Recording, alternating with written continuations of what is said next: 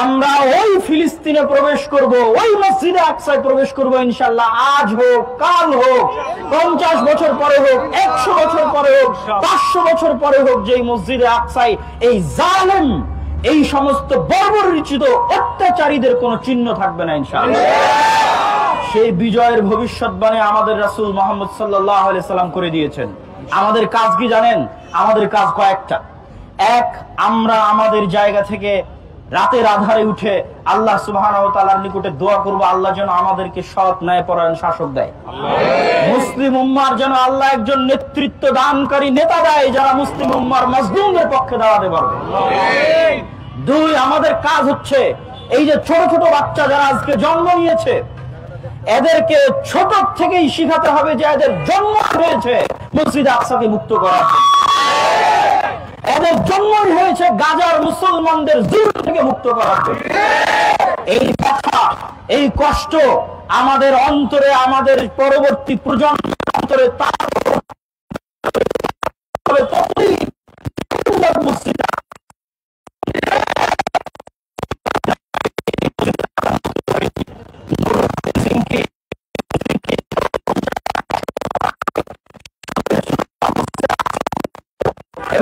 মিম্বার তৈরি করেছে সিরিয়াতে, কেউ যদি আসে যে মসজিদে আকসা মুক্ত করবে, এই মিম্বার যেন সে মসজিদে আকসা স্থাপন করে।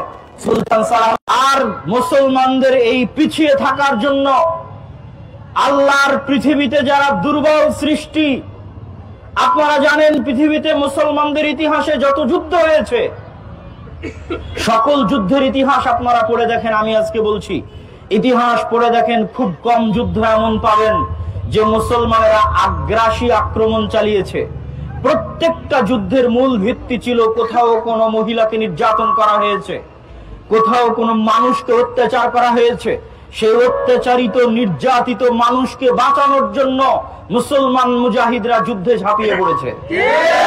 আপনি স্পেনের ইতিহাস পড়েন, স্পেনের খ্রিস্টান রাজা বাদশাদের অত্যাচারে অতিষ্ঠ হয়ে যখন সেখান থেকে চিঠি লেখা হয়েছে যে আমাদেরকে বাঁচানোর জন্য মুসলিম সেনাবাহিনী আসুক, তখন তারেক বিন জিয়াদ তার সেনাবাহিনী নিয়ে তাদের বাঁচানোর জন্য সেখানে রওনা দিয়েছে। তাহলে পুরো ইসলামের ইতিহাসে মুসলমানেরা মাজলুমদের বাঁচানোর জন্য জিহাদ করেছে, মাজলুমদের রক্ষা করার জন্য যুদ্ধ করেছে। আর আজকে মুসলমানেরাই মাজলুম। আজকে মুসলমানদের মূল্য পৃথিবীর একটি পাখি, পঙ্গপাল, কীট পতঙ্গের মতো নয়। আজকে একটা কীট পতঙ্গ, পঙ্গপাল, পাখি মরলেও মানুষ জেগে ওঠে, সেখানে হাজার হাজার লক্ষ লক্ষ নিরীহ মুসলমানকে হত্যা করলে অন্য মানুষ তো জেগে ওঠা বহু দূরের কথা, মুসলমান দেশগুলো নিষ্ক্রিয় ভূমিকা পালন করছে। এই নিষ্ক্রিয় ভূমিকার জবাব আল্লাহর দরবারে দিতে হবে। সম্মানিত উপস্থিতি, আজকে আমরা এখানে দাঁড়িয়ে থেকে বাংলাদেশ সরকারকে সাধুবাদ জানাতে চাই যে বাংলাদেশ একটি ছোট্ট দেশ হলেও বাংলাদেশ সরকারের বর্তমান সরকার তাদের সাধ্যের জায়গা থেকে ইসরায়েলের বর্বরচিত হামলার নিন্দা জানিয়েছে। আমরা বাংলাদেশের এই স্বাধীন পররাষ্ট্র নীতি সামনে আরো দেখতে চাই এবং বাংলাদেশ সরকারকে উদাত্ত আহ্বান জানাতে চাই যে বিগত সরকার আমাদের পাসপোর্ট থেকে অ্যাকসেপ্ট ইসরায়েল তথা আমরা ইসরায়েলের সাথে কোনো সম্পর্ক রাখতে চাই না, এই মর্মে আমাদের বাংলাদেশের যে স্ট্যান্ড ছিল সেই স্ট্যান্ডকে ভেঙে আমাদের পাসপোর্ট থেকে সেই লেখা উঠিয়ে দেওয়া হয়েছে। আমরা এই সরকারের কাছে জোর দাবি জানাই যে আমাদের পাসপোর্টে পুনরায় সেই লেখা ফিরিয়ে আনা হবে। আমরা ওই ফিলিস্তিনে প্রবেশ করব, ওই মসজিদে আকসায় প্রবেশ করব ইনশাআল্লাহ। আজ হোক, কাল হোক, 50 বছর পরে হোক, 100 বছর পরে হোক, 500 বছর পরে হোক, যেই মসজিদে আকসায় এই জালেম, এই সমস্ত বর্বরচিত অত্যাচারীদের কোনো চিহ্ন থাকবে না ইনশাআল্লাহ।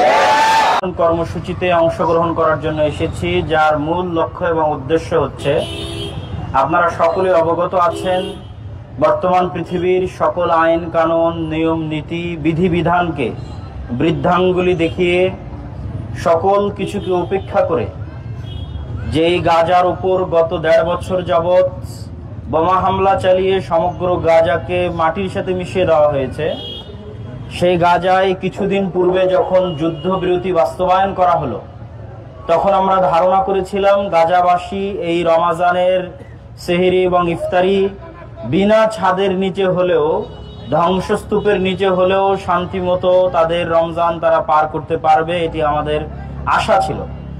কিন্তু আপনারা সকলেই অবগত আছেন যে নেতানিয়াহু বা ইসরায়েলের মতো যারা বিশ্ব সন্ত্রাসী,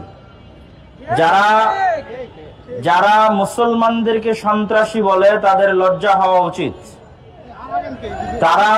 তাদের চোখে পড়ে না যে এই মাহে রমজানের এই পবিত্র দিনে, সাহারি এবং ইফতারি এবং তারাবি এবং ইবাদতের এই পবিত্র সময়, যেখানে গাজার সকল বিল্ডিং মাটির সাথে ধূলিসাৎ, যেখানে তাঁবু টানিয়ে তাদের সেখানে থাকতে হয়, খাবারের ব্যবস্থা নাই, থাকার ব্যবস্থা নাই, এরকম এক মরুভূমির উপর পুনরায় যুদ্ধবিরতি লঙ্ঘন করে ইসরায়েল যে হামলা চালিয়েছে, যে হামলায় 400-র অধিক মানুষ নিহত হয়েছে, তা পৃথিবীর ইতিহাসের সবচেয়ে বড় বর্বরিচিত হামলা।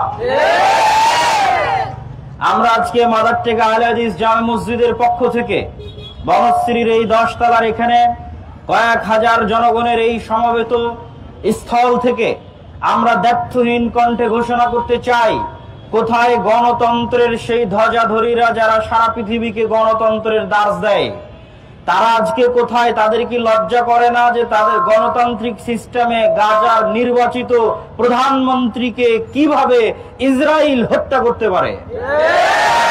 তাদের গণতন্ত্রের থিওরিতে নির্বাচিত গাজার প্রধানমন্ত্রীকে হত্যা করার পরেও যদি তারা গণতন্ত্রের দাস পৃথিবীতে দেয়, তাহলে তাদের চাইতে বড় মিথ্যুক, তাদের চাইতে বড় বেহায়া পৃথিবীতে কেউ নাই। এই রকম গণতন্ত্রের মুখে আমরা থুতু নিক্ষেপ করি, যেই গণতন্ত্রের নির্বাচিত প্রধানমন্ত্রীর জীবনের নিরাপত্তা বিশ্বের গণতন্ত্রের ধারক বাহকরা দিতে পারে না। সম্মানিত উপস্থিতি, আপনারা অবগত আছেন, আপনারা জানেন যে আজকে ফিলিস্তিনের গাজায় কি চলতেছে এবং কি হচ্ছে, সেটি আপনাদের সামনে নতুন করে তুলে ধরার কিছু নাই। কিন্তু দুঃখজনক হলেও সত্য, কষ্টদায়ক হলেও সত্য যে এই হামলা গোপনে হচ্ছে না। এখানে যেমন শত শত মোবাইল ক্যামেরা আছে, ঠিক সারা পৃথিবীর অত্যাধুনিক প্রযুক্তির Twitter, Instagram, Facebook, BBC, CNN, YouTube সকল যোগাযোগ মাধ্যমের উপস্থিতিতে লাইভ টেলিকাস্ট সারা পৃথিবীর মানুষের চোখের সামনে নিরীহ মানুষকে হত্যা করা হচ্ছে, তবুও পৃথিবী থেকে আওয়াজ উঠায় না। আমি আশঙ্কা করি, আল্লাহ সুবহানাহু ওয়া তাআলার গজবের আশঙ্কা করি, আল্লাহে আল্লাহর কসম, ফিলিস্তিনের গাজার শিশুর আর্তনাদ আল্লাহর আরশে গিয়ে যদি পৌঁছে, এবং আমরা বিশ্বাস করি পৌঁছে গেছে, এবং আল্লাহর গজব যদি আসে, আশঙ্কা করি আল্লাহ না করুক, এই গজবের শিকার শুধু নেতানিয়াহু হবে না, পুরো মুসলিম উম্মাহ গজবের শিকার হবে। কেন? আজকে মুসলিম উম্মার যারা নেতৃত্ব দেওয়ার দাবি করে, যারা মুসলিম উম্মার